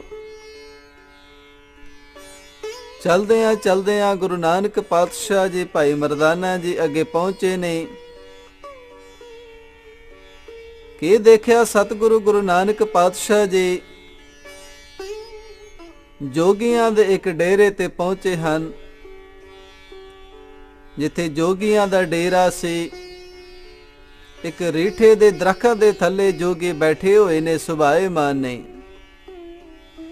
ਸਤਿਗੁਰੂ ਗੁਰੂ ਨਾਨਕ ਪਾਤਸ਼ਾਹ ਨੇ ਆਖਿਆ, ਮਰਦਾਨਿਆ, ਇਹ ਜੋਗੀਆਂ ਦਾ ਮੱਠ ਹੈ, ਇਹਨਾਂ ਜੋਗੀਆਂ ਦੇ ਕੋਲ ਜਾਓ, ਕੁਝ ਖਾਣ ਵਾਸਤੇ ਕੋਈ ਪਦਾਰਥ ਮੰਗ ਲਵੋ। ਭਾਈ ਮਰਦਾਨਾ ਜੀ ਸਤਿਗੁਰੂ ਗੁਰੂ ਨਾਨਕ ਪਾਤਸ਼ਾਹ ਦੀ ਆਗਿਆ ਪਾ ਕੇ ਇਹਨਾਂ ਜੋਗੀਆਂ ਕੋਲ ਜਦੋਂ ਪਹੁੰਚੇ, ਆਖਿਆ, ਇਹ ਜੋਗੀ ਜਨੋ, ਮੈਨੂੰ ਤੇ ਬਹੁਤ ਭੁੱਖ ਲੱਗੀ ਹੈ, ਕੋਈ ਖਾਣ ਵਾਸਤੇ ਕੁਝ ਪਦਾਰਥ ਦੇ ਦੇਵੋ। ਜੋਗੀਆਂ ਨੇ ਆਖਿਆ, ਤੁਹਾਡਾ ਗੁਰੂ ਇਤਨਾ ਸਮਰੱਥ ਹੈ, ਤੁਹਾਡਾ ਗੁਰੂ ਜੇ ਬਹੁਤ ਤਾਕਤਵਰ ਹੈ, ਤੇ ਆਪਣੇ ਗੁਰੂ ਕੋਲੋਂ ਹੀ ਕੋਈ ਖਾਣ ਵਾਸਤੇ ਪਦਾਰਥ ਲੈ ਲਵੋ, ਇੱਥੇ ਮੰਗਣ ਵਾਸਤੇ ਕਿਉਂ ਆਏ ਹੋ? ਭਾਈ ਮਰਦਾਨਾ ਜੀ ਇਹ ਗੱਲ ਸੁਣ ਕੇ ਵਾਪਸ ਆਏ, ਆਖਿਆ, ਸਤਿਗੁਰੂ ਗੁਰੂ ਨਾਨਕ ਪਾਤਸ਼ਾਹ ਜੀ ਤੁਸੀਂ ਤੇ ਸਮਰੱਥ ਹੋ, ਆਪ ਜੀ ਹੀ ਕੋਈ ਖਾਣ ਵਾਸਤੇ ਪਦਾਰਥ ਦੇ ਦੇਵੋ, ਜੋਗੀਆਂ ਨੇ ਤੇ ਇਨਕਾਰ ਕਰ ਦਿੱਤਾ ਜੇ। ਸਤਿਗੁਰੂ ਗੁਰੂ ਨਾਨਕ ਪਾਤਸ਼ਾਹ ਜੀ ਜਿਸ ਦਰਖਤ ਦੇ ਥੱਲੇ ਬੈਠੇ ਸਨ, ਉਹ ਰੀਠੇ ਦਾ ਦਰਖਤ। ਸਤਿਗੁਰੂ ਗੁਰੂ ਨਾਨਕ ਪਾਤਸ਼ਾਹ ਨੇ ਆਖਿਆ, ਮਰਦਾਨੇ, ਇਸ ਦਰਖਤ ਤੇ ਚੜੋ ਤੇ ਚੜ ਕੇ ਕਿਸੇ ਟਾਹਣੀ ਨੂੰ ਹਿਲਾ ਦੇਵੋ, ਜੋ ਫਲ ਝੜਨਗੇ ਉਹਨਾਂ ਨੂੰ ਛਕ ਲੈਣਾ। ਹੁਣ ਵੇਖੋ ਸਤਿਗੁਰੂ ਗੁਰੂ ਨਾਨਕ ਪਾਤਸ਼ਾਹ ਦੀ ਕਰਾਮਾਤ, ਵੇਖੋ ਸਤਿਗੁਰੂ ਗੁਰੂ ਨਾਨਕ ਪਾਤਸ਼ਾਹ ਦੀ ਸ਼ਕਤੀ। ਉਹ ਰੀਠੇ ਜੋ ਬਹੁਤ ਕੋੜੇ ਹੁੰਦੇ ਹਨ, ਜਿਨ੍ਹਾਂ ਨੂੰ ਮੂੰਹ ਦੇ ਵਿੱਚ ਪਾਉਣਾ ਵੀ ਬੜਾ ਔਖਾ ਜੇ। ਸਤਿਗੁਰੂ ਗੁਰੂ ਨਾਨਕ ਪਾਤਸ਼ਾਹ ਨੇ ਆਖਿਆ, ਮਰਦਾਨੇ, ਇਸ ਦਰਖਤ ਤੇ ਚੜੋ ਤੇ ਹਿਲਾ ਦੇਵੋ, ਜੋ ਵੀ ਫਲ ਝੜਨਗੇ ਉਹਨਾਂ ਨੂੰ ਛਕ ਲੈਣਾ। ਆਗਿਆ ਪਾ ਕੇ ਭਾਈ ਮਰਦਾਨਾ ਜੀ ਜਦੋਂ ਚੜੇ ਨੇ ਤੇ ਰੀਠਿਆਂ ਨੂੰ ਹਿਲਾਇਆ ਤੇ ਉਹ ਰੀਠੇ ਝੜੇ ਨੇ। ਭਾਈ ਮਰਦਾਨਾ ਜੀ ਨੇ ਉਹਨਾਂ ਨੂੰ ਛਕਿਆ ਤੇ ਇਤਨੇ ਸਵਾਦ, ਇਤਨੇ ਮਿੱਠੇ, ਉਹ ਛੁਆਰਿਆਂ ਵਾਂਗੂ ਮਿੱਠੇ, ਉਹ ਸ਼ਹਿਦ ਵਾਂਗੂ ਮਿੱਠੇ ਰੀਠੇ, ਜਿਨ੍ਹਾਂ ਨੂੰ ਖਾ ਸਕਣਾ ਬਹੁਤ ਔਖਾ ਸੀ, ਜੋ ਬਹੁਤ ਕੋੜੇ ਹੁੰਦੇ ਹਨ। ਪਰ ਸਤਿਗੁਰੂ ਦੀ ਬਖਸ਼ਿਸ਼ ਪਾ ਕੇ ਉਹ ਕੋੜੇ ਰੀਠੇ ਵੀ ਮਿੱਠੇ ਹੋ ਗਏ। ਪਰ ਜਿਸ ਪਾਸੇ ਉਹ ਜੋਗੀ ਬੈਠੇ ਹੋਏ ਸਨ, ਉਸ ਪਾਸੇ ਦੇ ਕੋੜੇ ਰੀਠੇ, ਜਿਨ੍ਹਾਂ ਨੂੰ ਮੂੰਹ ਦੇ ਵਿੱਚ ਪਾਉਣਾ ਵੀ ਬੜਾ ਔਖਾ ਜੇ। ਅੱਜ ਵੀ ਉਹ ਦਰਖਤ ਇਸ ਅਸਥਾਨ ਤੇ ਸੁਭਾਏਮਾਨ ਨੇ। ਜਿਸ ਅਸਥਾਨ ਦੇ ਆਪ ਜੀ ਬੱਚਿਓ ਦਰਸ਼ਨ ਕਰ ਰਹੇ ਹੋ, ਇਹ ਉਹੀ ਅਸਥਾਨ ਹੈ ਜਿੱਥੇ ਗੁਰੂ ਨਾਨਕ ਪਾਤਸ਼ਾਹ ਨੇ ਭਾਈ ਮਰਦਾਨੇ ਨੂੰ ਮਿੱਠੇ ਰੀਠਿਆਂ ਦਾ ਪ੍ਰਸ਼ਾਦ ਦਿੱਤਾ, ਜਿੱਥੇ ਗੁਰੂ ਨਾਨਕ ਪਾਤਸ਼ਾਹ ਨੇ ਭਾਈ ਮਰਦਾਨੇ ਨੂੰ ਆਖਿਆ ਕਿ ਦਰਖਤ ਤੇ ਚੜੋ ਤੇ ਹਿਲਾ ਦੇਵੋ, ਤੇ ਭਾਈ ਮਰਦਾਨਾ ਜੀ ਨੇ ਉਹਨਾਂ ਮਿੱਠੇ ਰੀਠਿਆਂ ਨੂੰ ਛਕਿਆ। ਇਹ ਉਹੀ ਅਸਥਾਨ ਹੈ। ਇੱਥੇ ਹੀ ਗੁਰੂ ਨਾਨਕ ਪਾਤਸ਼ਾਹ ਨੇ ਭਾਈ ਮਰਦਾਨੇ ਨੂੰ ਇਹ ਮਿੱਠੇ ਰੀਠੇ ਛਕਾਏ ਸਨ। ਅੱਜ ਵੀ ਇਸ ਦਰਖਤ ਤੇ ਇਹ ਮਿੱਠੇ ਰੀਠੇ ਲੱਗਦੇ ਨੇ। ਇਸ ਅਸਥਾਨ ਤੇ ਜੋ ਵੀ ਸਤਿਗੁਰੂ ਗੁਰੂ ਨਾਨਕ ਪਾਤਸ਼ਾਹ ਨੂੰ ਨਮਸਕਾਰ ਕਰਨ ਵਾਸਤੇ ਆਉਂਦੇ ਨੇ, ਉਹਨਾਂ ਨੂੰ ਪ੍ਰਸ਼ਾਦ ਵਜੋਂ ਮਿੱਠੇ ਰੀਠਿਆਂ ਦਾ ਪ੍ਰਸ਼ਾਦ ਮਿਲਦਾ ਹੈ। ਇਹ ਸਤਿਗੁਰੂ ਦੀ ਬਖਸ਼ਿਸ਼, ਇਹ ਗੁਰੂ ਨਾਨਕ ਪਾਤਸ਼ਾਹ ਦੀ ਮਿਹਰ, ਜਿਨ੍ਹਾਂ ਨੇ ਇਤਨੇ ਕੋੜੇ ਰੀਠਿਆਂ ਨੂੰ ਮਿੱਠੇ ਕਰ ਦਿੱਤਾ। ਇੱਥੇ ਹੀ ਗੁਰੂ ਨਾਨਕ ਪਾਤਸ਼ਾਹ ਨੇ ਉਹਨਾਂ ਜੋਗੀਆਂ ਨੂੰ ਇਹ ਸਮਝਾ ਦਿੱਤਾ ਕਿ ਜੇ ਉਸ ਅਕਾਲ ਪੁਰਖ ਪ੍ਰਮਾਤਮਾ ਦੀ ਬਖਸ਼ਿਸ਼ ਹੋਵੇ, ਉਸ ਨਿਰੰਕਾਰ ਦੀ ਮਿਹਰ ਹੋਵੇ ਤੇ ਕੋੜੇ ਪਦਾਰਥਾਂ ਨੂੰ ਵੀ ਮਿੱਠੇ ਕੀਤਾ ਜਾ ਸਕਦਾ ਹੈ। ਇਹ ਸਤਿਗੁਰੂ ਦੀ ਬਖਸ਼ਿਸ਼। ਫਿਰ ਇੱਥੇ ਜੋਗੀਆਂ ਨੇ ਨਮਸਕਾਰ ਕੀਤੀ ਗੁਰੂ ਨਾਨਕ ਪਾਤਸ਼ਾਹ ਨੂੰ। ਸਤਿਗੁਰੂ ਧੰਨ ਤੁਸੀਂ, ਉਸ ਅਕਾਲ ਪੁਰਖ ਪਰਮਾਤਮਾ ਦੀ ਬਖਸ਼ਿਸ਼ ਹੈ, ਜਿਸ ਬਖਸ਼ਿਸ਼ ਦੇ ਰਾਹੀਂ ਇਹ ਰੀਠੇ ਵੀ ਮਿੱਠੇ ਹੋ ਗਏ। ਅੱਜ ਵੀ ਇਸ ਅਸਥਾਨ ਤੇ ਆਉਣ ਵਾਲੀਆਂ ਸੰਗਤਾਂ ਨੂੰ, ਆਉਣ ਵਾਲੇ ਦਰਸ਼ਨ ਅਭਿਲਾਖੀਆਂ ਨੂੰ ਇਹਨਾਂ ਮਿੱਠੇ ਰੀਠਿਆਂ ਦਾ ਪ੍ਰਸ਼ਾਦ ਦਿੱਤਾ ਜਾਂਦਾ ਹੈ। ਪਿਆਰੇ ਬੱਚਿਓ, ਬੋਲੋ ਸੱਚ ਨਾਮ ਕਰਤਾਰ, ਬੋਲੋ ਸੱਚ ਨਾਮ ਕਰਤਾਰ,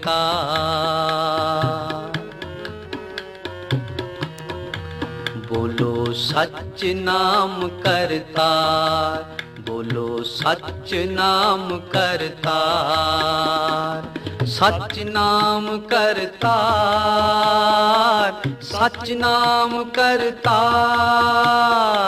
ਸੱਚ ਨਾਮ ਕਰਤਾਰ, ਬੋਲੋ ਸੱਚ ਨਾਮ ਕਰਤਾਰ, ਬੋਲੋ ਸੱਚ ਨਾਮ ਕਰਤਾਰ।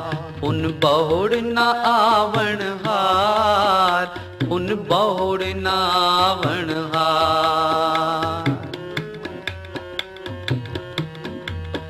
ਪੁਨ ਬਹੁੜ ਨਾ ਆਵਣ ਹਾਰ, ਪੁਨ ਬਹੁੜ ਨਾ ਆਵਣ ਹਾਰ, ਬੋਲੋ ਸੱਚ ਨਾਮ ਕਰਤਾਰ, ਬੋਲੋ ਸੱਚ ਨਾਮ ਕਰਤਾਰ, ਸੱਚ ਨਾਮ ਕਰਤਾਰ, ਸੱਚ ਨਾਮ ਕਰਤਾਰ, ਸੱਚ ਨਾਮ ਕਰਤਾਰ, ਬੋਲੋ ਸੱਚ ਨਾਮ ਕਰਤਾਰ, ਬੋਲੋ ਸੱਚ ਨਾਮ ਕਰਤਾਰ।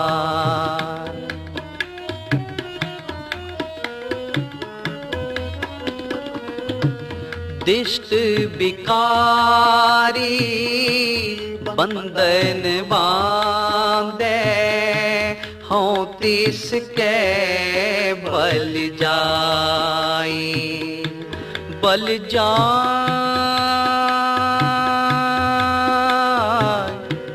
हों तिसके बल जाई, हों तिसके बल जाई। दिष्ट बिकारी बंधन बांधे, हों तिसके बल जाई। बोलो सच नाम करतार, बोलो सच नाम करतार, सच नाम करतार, सच नाम करतार, सच नाम करतार। बोलो सच नाम करतार, बोलो सच नाम करतार।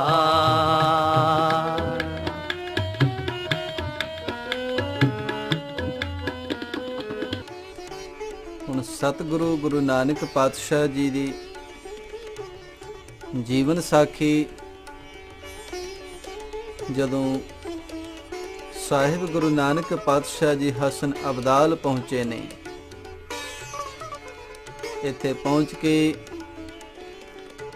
ਸਤਿਗੁਰੂ ਗੁਰੂ ਨਾਨਕ ਪਾਤਸ਼ਾਹ ਜੀ ਪਿੰਡ ਤੋਂ ਬਾਹਰ ਇੱਕ ਪਹਾੜੀ ਹੇਠ ਆਣ ਬੈਠੇ। ਇਸ ਪਹਾੜੀ ਦੇ ਉੱਤੇ ਇੱਕ ਵਲੀ ਕੰਧਾਰੀ ਰਹਿੰਦਾ ਸੀ, ਜਿਸ ਨੂੰ ਆਪਣੀਆਂ ਕਰਾਮਾਤਾਂ ਦਾ ਬਹੁਤ ਅਹੰਕਾਰ ਸੀ। ਇਸ ਦੇ ਪਾਸ ਹੀ ਪਹਾੜੀ ਉੱਤੇ ਇੱਕ ਪਾਣੀ ਦਾ ਚਸ਼ਮਾ ਨਿਕਲਦਾ ਸੀ।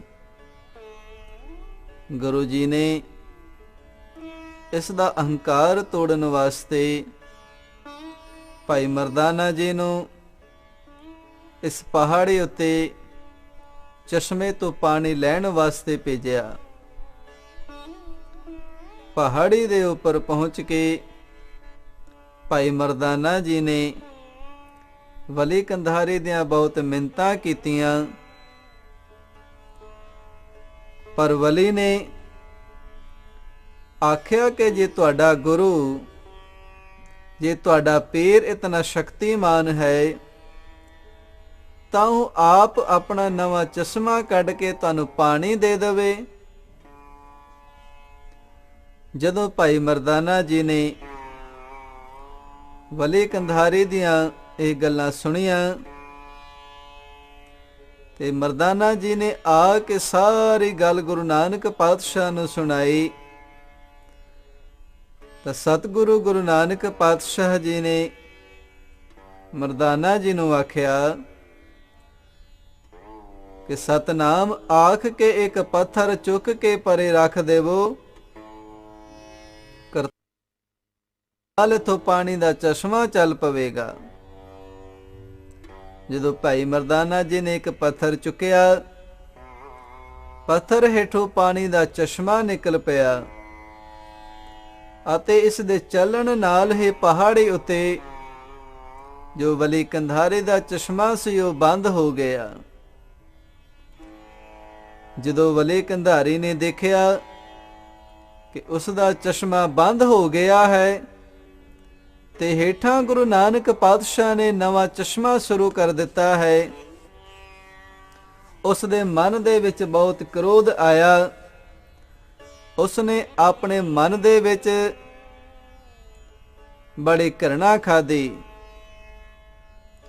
ਵਲੀ ਕੰਧਾਰੀ ਨੇ ਗੁਰੂ ਨਾਨਕ ਪਾਤਸ਼ਾਹ ਜੀ ਦਾ ਉਹ ਚਸ਼ਮਾ ਬੰਦ ਕਰਨ ਵਾਸਤੇ ਉਹ ਤੋਂ ਇੱਕ ਪੱਥਰ ਰੇੜ ਦਿੱਤਾ ਕਿ ਆਪੇ ਇਸ ਪੱਥਰ ਦੇ ਹੇਠਾਂ ਆਣ ਕੇ ਮਰ ਜਾਣਗੇ ਤੇ ਇਹਨਾਂ ਦਾ ਚਸ਼ਮਾ ਵੀ ਬੰਦ ਹੋ ਜਾਵੇਗਾ। ਪਰ ਸਤਿਗੁਰੂ ਗੁਰੂ ਨਾਨਕ ਪਾਤਸ਼ਾਹ ਨੇ ਜਦ ਉਸ ਪੱਥਰ ਨੂੰ ਆਉਂਦਿਆਂ ਦੇਖਿਆ ਤੇ ਨਿਰੰਕਾਰੀ ਸਤਿਗੁਰੂ ਗੁਰੂ ਨਾਨਕ ਪਾਤਸ਼ਾਹ ਨੇ ਆਪਣੇ ਹੱਥ ਦੇ ਪੰਜੇ ਨਾਲ ਉਸ ਨੂੰ ਰੋਕ ਲਿਆ। ਗੁਰੂ ਜੀ ਦੀਆਂ ਇਹ ਦੋਵੇਂ ਸ਼ਕਤੀਆਂ ਦੇਖ ਕੇ, ਪਹਿਲੀ ਸ਼ਕਤੀ ਕਿ ਸਤਿਗੁਰੂ ਗੁਰੂ ਨਾਨਕ ਪਾਤਸ਼ਾਹ ਜੀ ਨੇ ਇੱਕ ਨਵਾਂ ਚਸ਼ਮਾ ਪ੍ਰਗਟ ਕਰ ਦਿੱਤਾ ਤੇ ਦੂਜੀ ਇਹ ਕਿ ਸਤਿਗੁਰੂ ਗੁਰੂ ਨਾਨਕ ਪਾਤਸ਼ਾਹ ਨੇ ਉਸ ਵੱਡੇ ਪੱਥਰ ਨੂੰ ਆਪਣੇ ਹੱਥ ਨਾਲ ਹੀ ਰੋਕ ਦਿੱਤਾ। ਇਹਨਾਂ ਕਰਾਮਾਤਾਂ ਨੂੰ ਦੇਖ ਕੇ ਵਲੀ ਕੰਧਾਰੀ ਇਸ ਪਹਾੜੀ ਤੋਂ ਹੇਠਾਂ ਉਤਰ ਆਇਆ ਅਤੇ ਨਿਰਮਾਨ ਹੋ ਕੇ ਗੁਰੂ ਜੀ ਤੋਂ ਉਪਮਾ ਨਾਲ ਜੋ ਭਾਈ ਮਰਦਾਨਾ ਜੀ ਨੂੰ ਵਲੀ ਕੰਧਾਰੀ ਨੇ ਅਪ ਸ਼ਬਦ ਆਖੇ ਸਨ, ਭੈੜੇ ਬਚਨ ਆਖੇ ਸਨ, ਆ ਕੇ ਮਾਫੀ ਮੰਗੀ। ਆਖਿਆ ਸਤਿਗੁਰੂ ਗੁਰੂ ਨਾਨਕ ਪਾਤਸ਼ਾਹ ਜੀ ਖਿਮਾ ਕਰ ਦੇਵੋ, ਮਾਫ ਕਰ ਦੇਵੋ। ਗੁਰੂ ਜੀ ਦੇ ਹੱਥ ਲੱਗੇ ਹੋਏ ਪੰਜੇ ਵਾਲਾ ਪੱਥਰ ਜੋ ਸਤਿਗੁਰੂ ਗੁਰੂ ਨਾਨਕ ਪਾਤਸ਼ਾਹ ਨੇ ਆਪਣੇ ਪੰਜੇ ਨਾਲ ਉੱਥੇ ਰੋਕ ਦਿੱਤਾ ਸੀ, ਇਸ ਤਰ੍ਹਾਂ ਗੁਰੂ ਨਾਨਕ ਪਾਤਸ਼ਾਹ ਨੇ ਉਸ ਵਲੀ ਕੰਧਾਰੀ ਦਾ ਅਹੰਕਾਰ ਤੋੜਿਆ ਤੇ ਉਸ ਨੂੰ ਸੱਚ ਦਾ ਉਪਦੇਸ਼ ਦਿੱਤਾ। ਅੱਜ ਵੀ ਉਹ ਪੱਥਰ ਜਿਸ ਤੇ ਸਤਿਗੁਰੂ ਗੁਰੂ ਨਾਨਕ ਪਾਤਸ਼ਾਹ ਦੇ ਹੱਥ ਦੇ ਪੰਜੇ ਦਾ ਨਿਸ਼ਾਨ ਹੈ, ਗੁਰਦੁਆਰਾ ਪੰਜਾ ਸਾਹਿਬ ਹਸਨ ਅਬਦਾਲ ਵਿਖੇ ਦਰਸ਼ਨ ਦੇ ਰਿਹਾ ਹੈ। ਇਹ ਗੁਰਦੁਆਰਾ ਜਿਸ ਦੇ ਆਪ ਜੀ ਦਰਸ਼ਨ ਕਰ ਰਹੇ ਹੋ, ਇਹ ਉਹੀ ਗੁਰਦੁਆਰਾ ਹੈ ਜਿੱਥੇ ਸਤਿਗੁਰੂ ਗੁਰੂ ਨਾਨਕ ਪਾਤਸ਼ਾਹ ਨੇ ਵਲੀ ਕੰਧਾਰੀ ਦਾ ਅਹੰਕਾਰ ਤੋੜਿਆ। ਇਹ ਉਹੀ ਪੱਥਰ ਹੈ ਜਿਸ ਨੂੰ ਗੁਰੂ ਨਾਨਕ ਪਾਤਸ਼ਾਹ ਨੇ ਆਪਣੇ ਹੱਥ ਦੇ ਪੰਜੇ ਨਾਲ ਰੋਕਿਆ। ਐ ਪਿਆਰੇ ਬੱਚਿਓ, ਇਹ ਉਹੀ ਚਸ਼ਮਾ ਹੈ ਜਿਸ ਨੂੰ ਆਪ ਜੀ ਦੇਖ ਰਹੇ ਹੋ। ਇਹ ਉਹੀ ਸਵੱਛ ਨਿਰਮਲ ਜਲ ਹੈ ਜਿਸ ਨੂੰ ਗੁਰੂ ਨਾਨਕ ਪਾਤਸ਼ਾਹ ਨੇ ਪ੍ਰਗਟ ਕੀਤਾ। ਆ ਵੇਖੋ ਅੱਜ ਵੀ ਇਸ ਚਸ਼ਮੇ ਦੇ ਵਿੱਚੋਂ ਉਹੀ ਡਾਢਾ ਨਿਰਮਲ ਤੇ ਸਵੱਛ ਜਲ ਵਗ ਰਿਹਾ ਹੈ। ਇਹ ਸਤਿਗੁਰੂ ਗੁਰੂ ਨਾਨਕ ਪਾਤਸ਼ਾਹ ਦੀ ਅਪਾਰ ਬਖਸ਼ਿਸ਼ ਕਿ ਇਹੋ ਜੀ ਵੱਡੀ ਸ਼ਕਤੀ ਦੇ ਨਾਲ ਇਹ ਵੱਡਾ ਕਾਰਨਾਮਾ ਸਤਿਗੁਰੂ ਗੁਰੂ ਨਾਨਕ ਪਾਤਸ਼ਾਹ ਨੇ ਕੀਤਾ। ਇਹ ਉਹੀ ਅਸਥਾਨ ਹੈ ਜਿੱਥੇ ਗੁਰੂ ਨਾਨਕ ਪਾਤਸ਼ਾਹ ਨੇ ਉਸ ਵਲੀ ਕੰਧਾਰੀ ਦੇ ਅਹੰਕਾਰ ਨੂੰ ਤੋੜ ਕੇ ਇਹ ਸਵੱਛ ਤੇ ਨਿਰਮਲ ਜਲ ਪ੍ਰਗਟ ਕੀਤਾ ਤੇ ਇਸ ਵਲੀ ਨੂੰ ਸੱਚ ਦੇ ਨਾਲ ਜੋੜਿਆ, ਉਸ ਦੇ ਜੀਵਨ ਦੇ ਵਿੱਚ ਉਹ ਅਹੰਕਾਰ ਨੂੰ ਖਤਮ ਕੀਤਾ। ਅੱਜ ਵੀ ਇਸ ਸਥਾਨ ਤੇ ਬੜੇ ਵੱਡੇ ਵੱਡੇ ਮੇਲੇ ਲੱਗਦੇ ਨੇ ਤੇ ਸੰਗਤਾਂ ਆ ਕੇ ਸਤਿਗੁਰੂ ਗੁਰੂ ਨਾਨਕ ਪਾਤਸ਼ਾਹ ਨੂੰ ਨਮਸਕਾਰ ਕਰਦੀਆਂ ਨੇ, ਸਤਿਗੁਰੂ ਗੁਰੂ ਨਾਨਕ ਪਾਤਸ਼ਾਹ ਦੇ ਗੁਣਾਂ ਨੂੰ ਗਾਇਨ ਕਰਦੀਆਂ ਨੇ। ਇਹ ਉਹੀ ਅਸਥਾਨ ਹੈ ਜਿੱਥੋਂ ਸਤਿਗੁਰੂ ਗੁਰੂ ਨਾਨਕ ਪਾਤਸ਼ਾਹ ਦੀਆਂ ਸ਼ਕਤੀਆਂ ਨੂੰ ਨਮਸਕਾਰ ਕੀਤੀ ਜਾਂਦੀ ਹੈ। दुख भंजन तेरा नाम जी, दुख भंजन तेरा नाम, दुख भंजन तेरा नाम। आठ पहर आराध्य पूरन सतगुर ज्ञान, पूरन सतगुर ज्ञान। दुख भंजन तेरा नाम जी, दुख भंजन तेरा नाम, दुख भंजन तेरा नाम।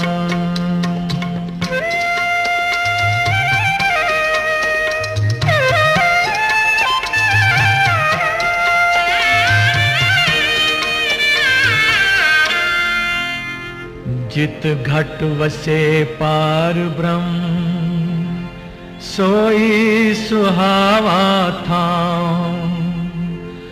जम कंकर नेड़ न आवही, रसना हर गुण गाऊं। सेवा सुरत न जानिया, ना जापे आराध।